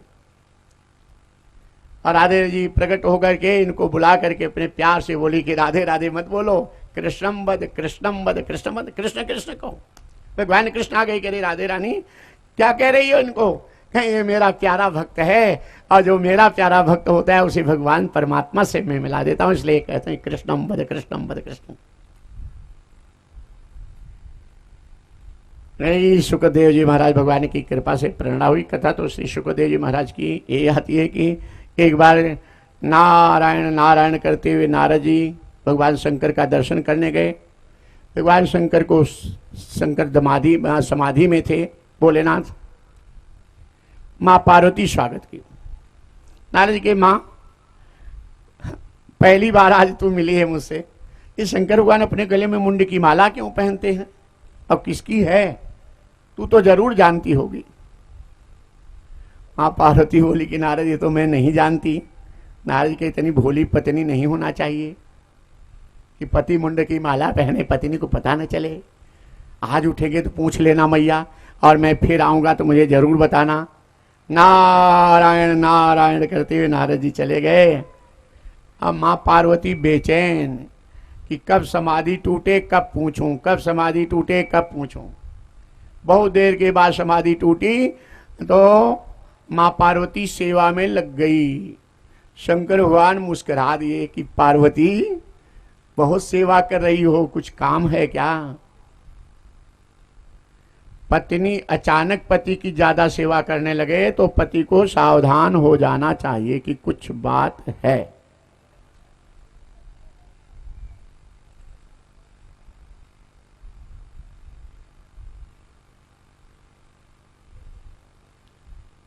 क्योंकि स्वार्थ लाई करई सब प्रीति, सुर नर मुनि सब की है रीति। और पत्नियों को सीखना चाहिए मां पार्वती से कि अगर पति से कोई जरूरी काम लेना हो तो खुद सेवा करके प्रसन्न कर लो, तब कहोगी तो 90% ना नहीं होगा।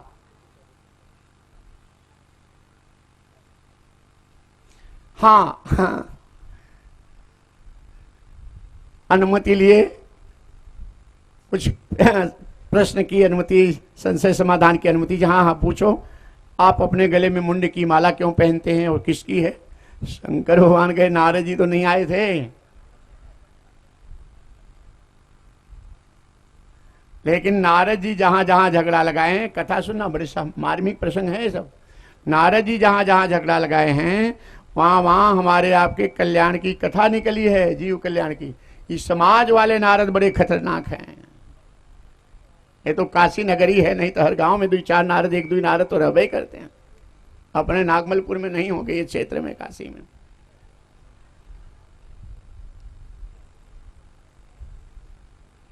पुरुष तो पुरुष, महिलाएं भी पीछे नहीं है झगड़ा लगाने में।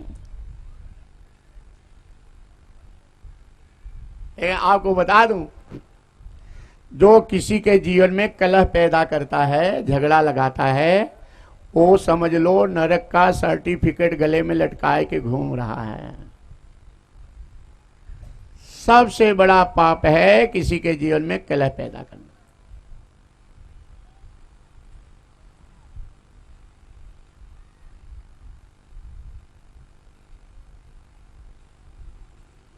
तुलसीदास लिखे ना कि परहित सरि से धर्म नहीं भाई, अपर पीड़ा सम नहीं अधमाई। दूसरे को पीड़ा देने के बराबर कोई बड़ा, कलह पैदा करना सबसे बड़ी पीड़ा। झगड़ा लगाने से कलह होती, सबसे बड़ा पाप है झगड़ा लगाना। भागवत में भी है, शिव पुराण में भी इसका संकेत रामचरितमानस तुलसीदास लिखे।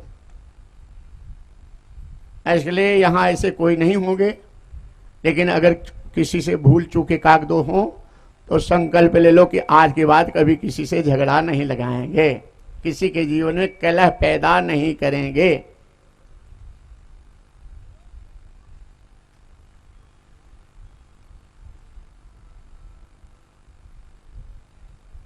भजन तो बहुत अच्छा है, लेकिन अब यहां समय कथा की तरफ ले चलना। भला किसी का कर न सको तो, एक लाइन खाली, पूरा तो नहीं होगा। बुरा किसी का मत करना, पुष्प नहीं बन सकते हो तो कांटे बनकर मत रहना।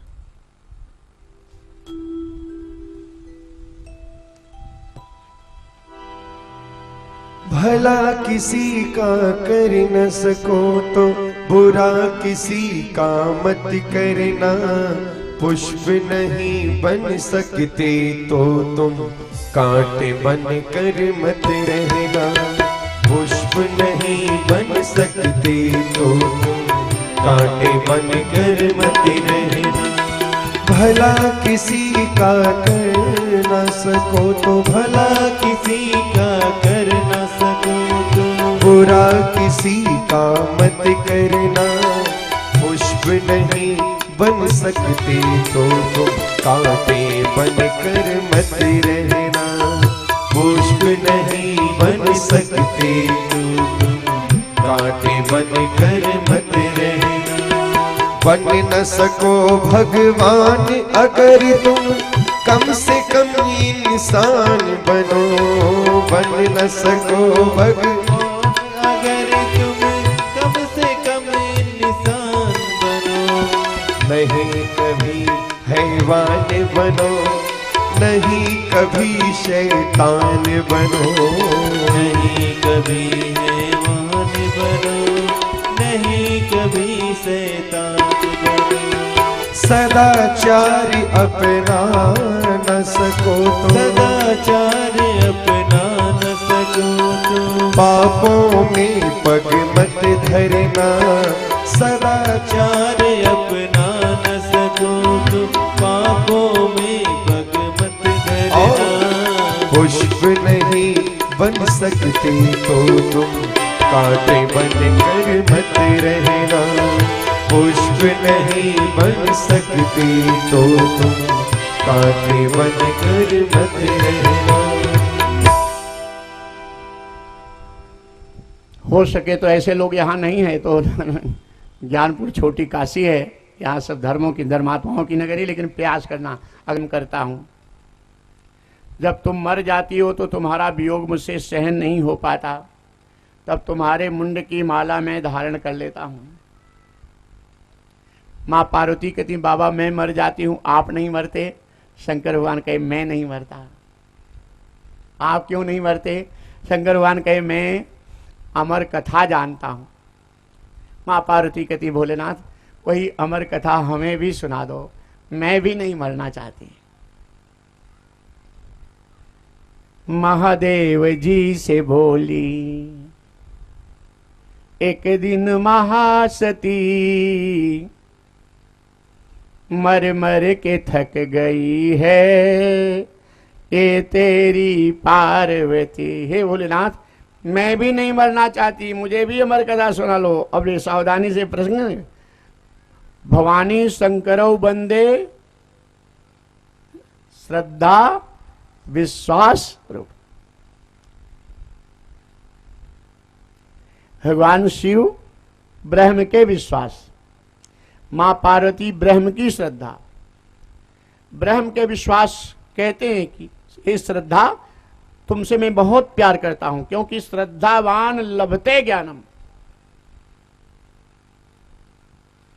जब तक श्रद्धा ना हो तब तक ब्रह्म ज्ञान है, और वो भाव श्रद्धा के बिना पूर्ण नहीं हो पाता। तो यहाँ पार्वती से प्यार का अर्थ तत्व की बात है श्रद्धा। श्रद्धा आपकी रहती तो कभी कभी पूजा में ज्यादा मन लगता है, आपके मन में श्रद्धा रहती तो पाठ करने में ज्यादा मन लगता है, श्रद्धा रहती कभी कभी नाम जप करने में ज्यादा मन लगता है। कभी कभी आपकी श्रद्धा कमजोर हो जाती है तो उस दिन पूजा में मन नहीं लगता। बहुत लोग कहते हैं महाराज पहले बहुत मन लग रहा था, अब नहीं, अब पहले श्रद्धा थी कमजोर हो गई। शंकर भगवान कहते हैं श्रद्धा संकेत कथा करे कि श्रद्धा आपकी कम न होने पाए।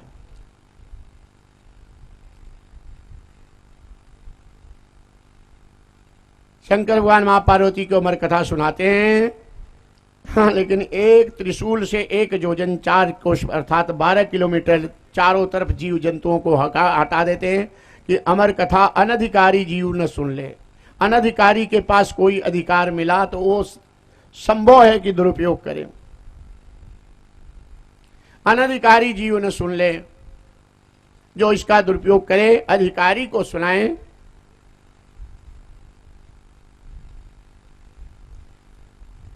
इसलिए चारों तरफ त्रिशूल से हटाए। मां पार्वती अमर कथा की अधिकारिणी थी, लेकिन वो सो गई और एक तोते का अंडा जो था, कथा तो ये है कि तोते का अंडा फूटा नहीं था। अमर कथा जब शुरू हुई तो उसी समय उसका प्राकट्य हो गया और पूरी कथा सुन लिया।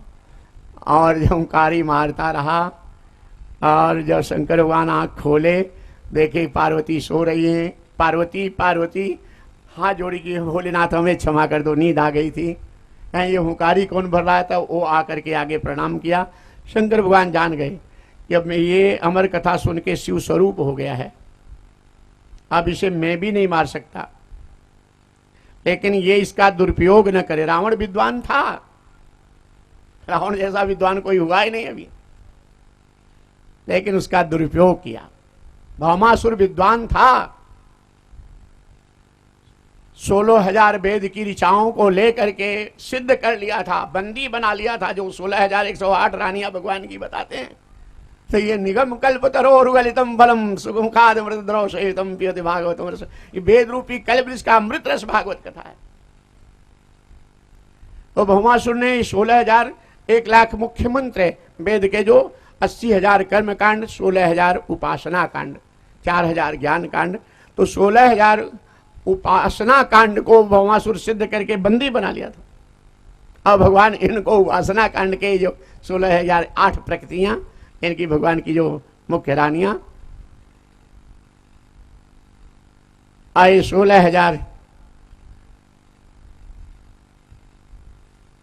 ये उपासना कांड के जो मंत्र थे ये, और 100 आत्म तत्व रस में, भगवत रस में डूबे हुए भगवान के चरणों में भक्त भगवान की भावना रखने वाले 16,108 ये वेद रूपी कल्प इसका अमृत रस है।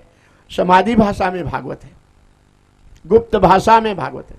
ये भागवत पूर्ण रूप से धर्म प्रोजित कहते हो अत्र परमो निर्मत्सराणां सतांग वेद्यं वास्तवम अतस्योदं तापत्रयो न मूलनम श्रीमद्भागवते महामुनिकृते किंवा परेरीश्वर सद्यो हृद वृद्धते अधकृत विश्रुत हित तक्षणात् सुश्रुत हित तक्षणात्। ये वेदव्यास द्वारा रचित श्रीमद् भागवत महापुराण की कथा जो है आत्म प्राप्ति का सबसे शुद्ध ग्रंथ, श्रेष्ठ ग्रंथ।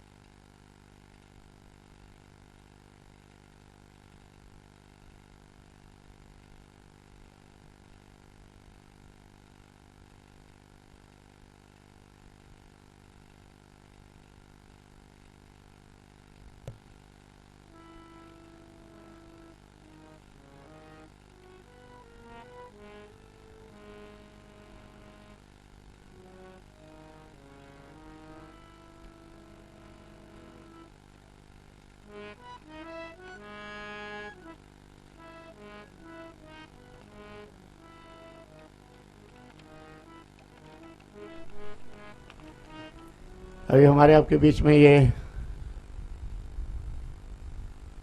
वर्तमान सांसद जी यहाँ पे पधारे हुए हैं, इनके लिए जोरदार तालियों से स्वागत करेंगे यहाँ से। और हम व्यासपीठ से इनके दीर्घायु के लिए, सफलता के लिए आशीर्वाद। और हमारे पूर्व सांसद जी भी यहाँ पे इसके पहले ही पधारे हुए हैं, जोरदार तालियों से आपका स्वागत इनका। और अपने दीर्घायु के लिए और सफलता के लिए यहाँ से हमारा आशीर्वाद है सबके लिए, आप सबके लिए। ऐसे विषम परिस्थिति जो कलयुग में तमोगुण की प्रधानता है, जहाँ पे चारों चार अनाचार, दुराचार और भ्रष्टाचार की स्थिति बनेगी कलयुग के इस समय में। अभी आगे भ्रष्टाचार और दुराचार और बढ़ेगा। अभी तो कलयुग 5,500 वर्ष हुआ, 4,32,000 वर्ष की आयु है। आगे अभी तो ये 1,000 वर्ष ये सतयुग चल रहा है, कलयुग में 800 वर्ष बीता है। 2 शताब्दी तक, 200 वर्ष तक अभी पूजा पाठ, धर्म कर्म, धर्मात्मा सब होंगे, खूब होंगे। ये 200 वर्ष जैसे बीता, इसके बाद तांडव करेगा कलयुग। भागवत में, रामायण में, सब जगह लिखा गया अति तांडव करेगा। ऐसे समय में हम लोग भाग्यशाली हैं कि हमारे लोगों का इस कलयुग में इस समय अवसर में जन्म हुआ है और धर्म कर्म सत्यकर्म में हम लोग लगे हुए हैं, कर्म क्षेत्र में लगे हुए हैं। तो जब ये बड़ा व्यस्त जीवन होता है, हम समझते हैं हर जगह जहाँ जाते हैं, और ये राजनीतिक क्षेत्र जो है सेवा का, इसमें सबको देखना। और कहते हैं कर्म ही पूजा है। वो पवित्र कर्म, सत्य न्याय धर्म को हमेशा ध्यान में रख करके जो कर्म होता है वो हर कर्म पूजा के रूप में प्रसंग की तरफ हम लोग चलते हैं। अभी 10, 15, 20 मिनट है अभी, इसीलिए हम पूछ लिए कि पता लगा लो, नहीं तो समय इनका बड़ा व्यस्त होता है, हर जगह आना जाना रहता है। फिर भी ऐसे व्यस्त समय में यहाँ पे आए तो इसके लिए हमारा कोटि कोटि आशीर्वाद है इनके लिए। दीर्घायु स्वस्थ रहें सब आप, और इनके साथ में जो आए हैं सबके लिए हमारा खूब आशीर्वाद है। और ये क्षेत्रवासी जो इस कथा में आए हैं, आप सबके लिए तो और ज़्यादा आशीर्वाद है कि ये तालाब न होता तो पीने के लिए पानी कैसे आते कोई। कथा श्रोता से 10 गुना ज़्यादा फल मिलता है कथा वक्ता को, और कथा वक्ता और कथा श्रोता से 16 गुना ज़्यादा फल मिलता है कथा के आयोजक को। कथा का जो आयोजन करता है और उसके लिए विशेष फल। तो ये दुबे परिवार जो हैं, ये राजकुमार दुबे और इनके 5 भाई, सबका नाम तो हम नहीं जानते, और ये दुबे परिवार जो इस कथा का आयोजन किए, और भी आयोजन किए गया के निमित्त, ये सब आपको प्रेरणा देती है ये कथा आपको कि अपने माता पिता का अवश्य गया कर दो, पुराण कर दो। और पितरों का जब पितरों की संतुष्टि नहीं रहती, जिसके पितृ दुखी रहते हैं, उसके जीवन में लक्ष्मी का अभाव और संकट, एक्सीडेंट, रोग में पैसा ज़्यादा जाना, अथवा सफलता छूते छूते फिर गिर जाना, अनेक तरह की कठिनाई आती। क्योंकि गीता में भगवान कृष्ण कहते पितरों में अरे माँ नामक पितृ मैं हूँ। तो आप प्रयास करो कि अपने अपने पितरों के लिए अवश्य ज़्यादा है तो ज़्यादा, थोड़ा है तो थोड़ा, श्रद्धा भाव की कीमत है। पितरों के लिए गया पुराण कर दो और कथा भागवत करा करके। 3 ऋण होते हैं हर जीव के ऊपर, मातृ ऋण, पितृ ऋण, देव ऋण। माता का ऋण, माँ के ऋण को कोई ऋण होना बड़ा कठिन है। एक बेटे ने कहा माँ मैं तेरे ऋण से ऋण होना चाहता हूँ। माँ ने कहा हाँ बेटा होना चाहता है, बहुत अच्छी बात है। कैसे तू मेरी सेवा की थी? माँ ने कहा बेटा मैं रात रात भर तेरे लिए जागी थी, तू सोया था तो सोई, जागी तो जागी। तू मेरे आंचल पे मलमूत्र त्यागा, मैं उसको साफ की चंदन की तरह और तेरे लिए अपने जीवन को समर्पित की, तुम्हें पाल पोस के बड़ा करने के लिए। बेटे ने कहा माँ भी मैं भी तेरी सेवा करूँगा। माँ ने कहा अवश्य ठीक है माँ, जो आवश्यकता हो बताना, आज मैं जागता रहूँगा तेरे लिए। हाँ, रात को 9 बजे माँ ने कहा कि बेटा हाँ माँ मैं जाग रहा हूँ। अच्छा ठीक है। फिर 1 घंटा बीता, बेटा हाँ माँ मैं जाग रहा हूँ माँ। फिर 1 घंटा, बेटा हाँ माँ जाग रहा हूँ। ऐसे रात बीत गई, भोर में 4 हो गया, 4 बज गया और बेटा जागता रहा। माँ बोलती रही 1 घंटे पे, पूछती रही। 4 बजा तो बेटा गहरी नींद में सो गया।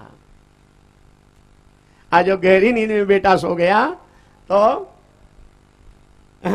बेटा बेटा बेटा और एकदम गहरी नींद में सो गया, तो एक लोटा ठंडा पानी माँ बेटे के मुख पे डाल दी और उठा तो गुस्से में बेटे ने माँ को डांटा कि तू माँ है कि कसाई, रात भर जगाई और थोड़ी सी नींद आई तो पानी डाल दी।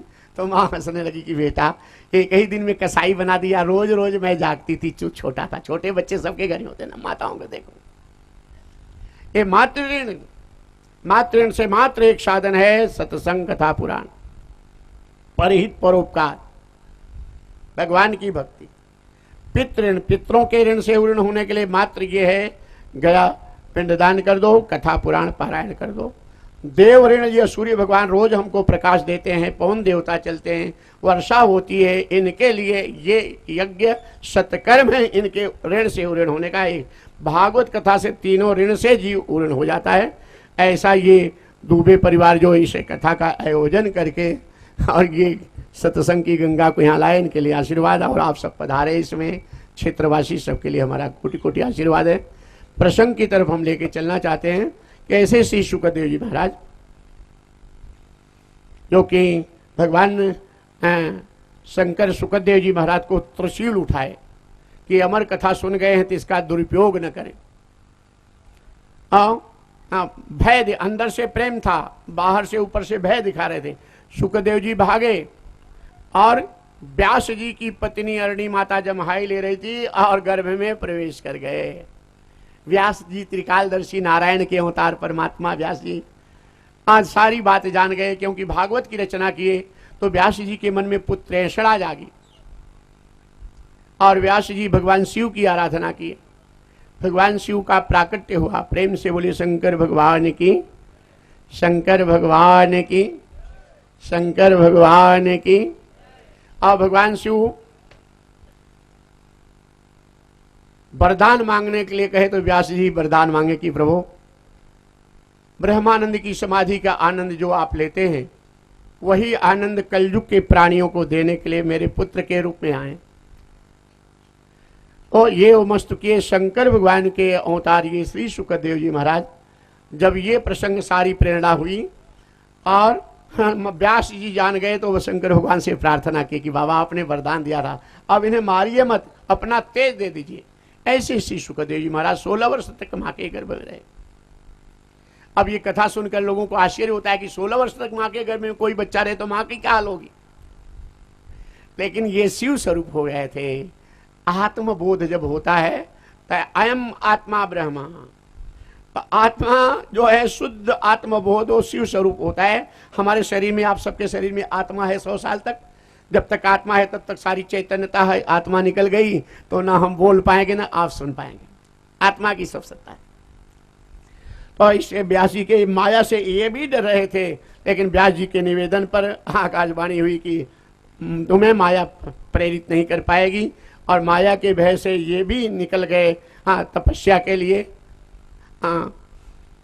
नारद जी इनके पास जाकर के निवेदन करते हैं कि महाराज तपस्या के लिए निकल गए, तो वहां पे व्यास जी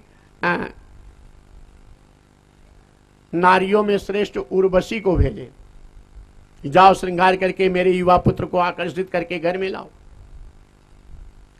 आए जा करके श्रृंगार करके गई और इनसे कही कि जो पुरुष नारी की महत्ता को नहीं जानता उसका पुरुष होना ही व्यर्थ है। इन्होंने कहा, सुखदेव जी कहे नहीं, नारी की महत्ता को जो जानता नहीं उसका जीवन व्यर्थ नहीं है। जो मानव तन पा करके परमात्मा को न पाया, आत्मा का बोध नहीं किया, उसका जीवन व्यर्थ। नारायण पंकज लोचन प्रभु केयूरहारं परिशोभमान भक्त्यायितो येन सुपूजितो नहीं वृथागतं तस्य नरस्य जीवनं। नारायण को जो न जान पाया मानव तन पा करके, उसका जीवन व्यर्थ है। हरि उर्वशी नहीं, रंभा। व्यास जी अपने 2 शिष्यों को भेजे और पहला शिष्य भगवान के सगुण रूप का वर्णन किया। वराह पीडं नटोर बपू कर्णयो कर्णिकारं व्यव्रतवास कनक कवसं वैजंतीं च मालां रंध्रान वेणुरधर सुदया पूरेन गोपवृंदै वृंदारण्यं सौपद्रमणं नाविशद कीर्ति। शुक्रदेव जी भगवान कृष्ण के सगुण रूप का वर्णन सुनकर के आनंदित हो गए, आकर्षित हो गए। बड़ा घना श्याम सुंदर रूप है, कमल के समान बड़े बड़े नेत्र हैं, घने घुघराले बाल, मोर पंख का मुकुट, हाँ कानों में कनेर के पीले पीले फूलों की गच्छा, गले में वैजयंती, नटों की तरह सजे हुए भगवान कृष्ण सच्चिदानंद रूपाय विशोत्पत्त्यादि हेतवे तापत्रय विनाशाय, जो सृष्टि के उत्पत्ति स्थिति संहार के मूल कारण हैं, आदि भौतिक आदि दैविक आध्यात्मिक त्रिविध ताप का नाश करने वाले ऐसे भगवान कृष्ण को हम ऐसे परमात्मा वृंदावन की भूमि में चल रहे हैं और गोप गोपियां इनकी पावन कीर्ति का गुणगान करते हुए आगे पीछे चल रहे हैं। भगवान के चरणों से वृंदावन की भूमि बैकुंठ से भी ज्यादा सुशोभित हो रही है। ऐसे दिव्य स्वरूप का वर्णन सुन करके श्री सुखदेव जी का मन आकर्षित हुआ।